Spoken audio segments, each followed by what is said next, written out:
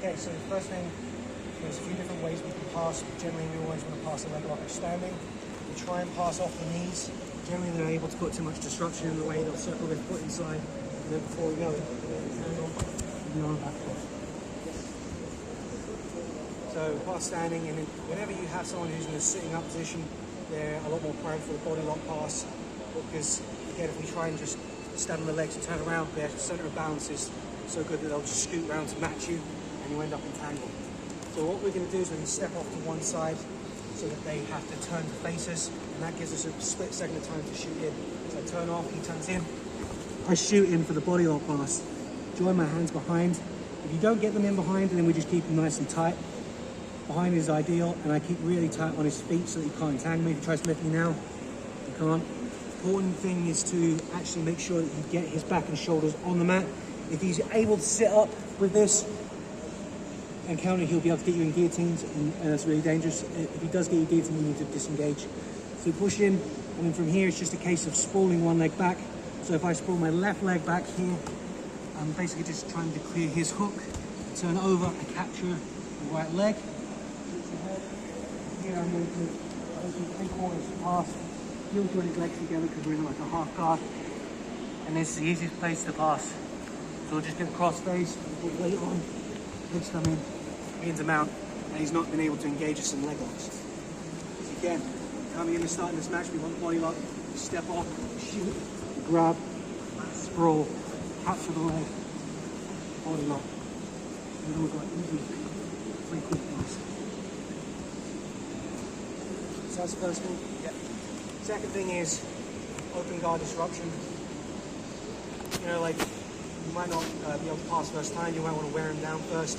So again, like, if we can just step, he tries to meet us, we're wearing him down. If we don't want to do the body lock pass because he's sat up and we're finding it hard to put him on his back, we grab his foot, put him on his back, and as he goes to turn, we're on one side.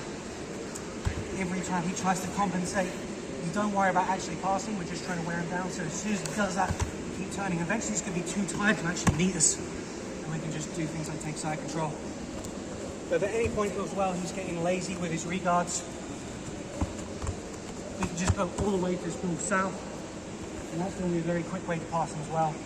He will normally try and invert to try and guard you, but as long as we manage to beat him, like if you get your legs up, like into my hips, even from here, you just turn left, turn right, clear his legs. As long as our timing's good, you shouldn't be able to adapt to it.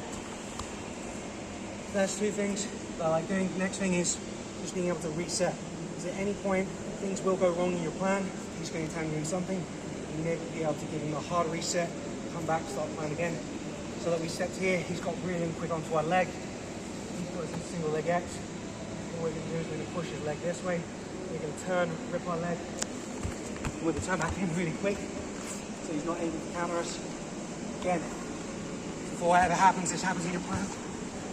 You can do this really quick reset, demoralize them, take their energy out. Also, again, if we're not turning and ripping for whatever reason, maybe we can't get the angle, we're getting a bit tight, we can push the foot off the hip, do a sky step, and now we're straight in on the pass. And then one thing to bear in mind as well, for whatever reason, he's really tight on the leg and he pushes us into this position before we can do a turn and rip. We've got our weight centrally over him, bridge leg, push this knee down, start to escape our knee, turn back, and turn straight into a guard pass. Okay, so the other thing we were looking at is baiting the leg lock, baiting the pass, because again, sometimes you know what they're going to go for. They're low on energy, or conserve energy, and you know what they're doing, so you can use this to get finishes and passes. So he puts us into, this time we're going to go like a full double ashy. He's going straight out, wants to do an outside heel hook. He's going to put us on the floor because he's going really quick. So as we come down, we're going to put our inside foot inside his two legs. Now as he's attacking, we just keep our right foot straight, and this foot allows us to keep enough of our knee that he can't go for the finish. And as soon as we see enough of our knee into the crab ride, we can start to attack his back, and if he puts his back to the floor, then generally we'll get the leg drag pass.